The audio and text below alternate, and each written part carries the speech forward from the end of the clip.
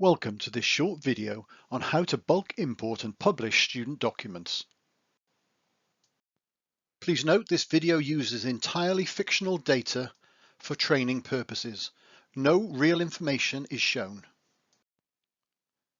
Bulk importing student documents is a really handy tool that can be used for a number of things, not least of which would be the end of year reports that you might be using if you're not doing them within Bromcom itself. To import documents, we need to do this from your profile, which can be found in the upper right of the screen.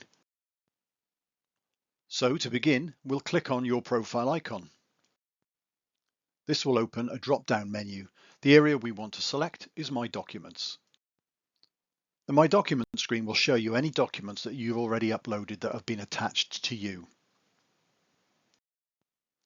To import a document, we just click on the Import button. This will open the Import Options screen. From here, there's a few steps we need to take to make sure that when we import the document, it imports it to the correct student. We're going to need a unique identifier so that the system can understand which individual student it needs to attach and import the document to. In this case, in step 1, we'd recommend you use admission number. In this next option, we'd recommend that you select Contains. With those selections made, click Select Files. This will open the file selection window, and from here you can navigate to the folder where the documents are kept and then select the individual documents that you wish to import. It's worth mentioning at this point, one of the critical factors about importing bulk documents is what you call the files themselves, or the file name. So we would recommend that all file names, when bulk uploading, contain the student name and the unique identifier that you're going to use, which in this case is the admission number. So all of these files have the students' names and their admission number in some format. And when you've selected all the ones you want to, just click on the Open button. Those files will now be identified in the Import Options screen. To proceed, click on Upload Files.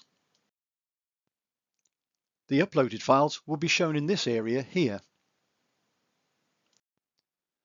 If you're publishing directly to MCAS as soon as the files upload, tick this box here.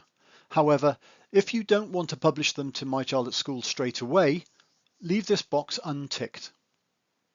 You will then be taken to the Matched Results area. What this does is it looks at the files themselves and tries to match them to the students in the system. As you can see in this instance, only 1 out of the 3 files was successfully matched. In this area here, you can see which matches were successful and which were unsuccessful. Our next step would be to try and match those individuals manually, and we can do this by clicking on the 3 people icon on the right-hand side.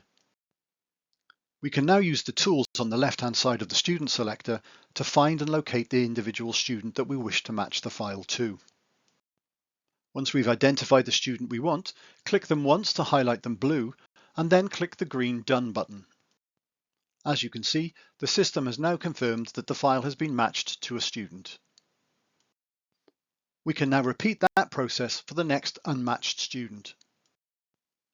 Once all students have been matched and have green ticks under the matched column, we can move forward and click the Import button. This will return you to the My Documents screen. From here in the upper right, you'll be able to see that all documents have been imported successfully, and in the actual file list, you'll see the files themselves.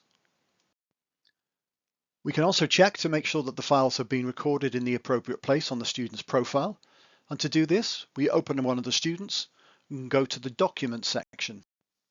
You'll be able to find the file that you imported in this area here.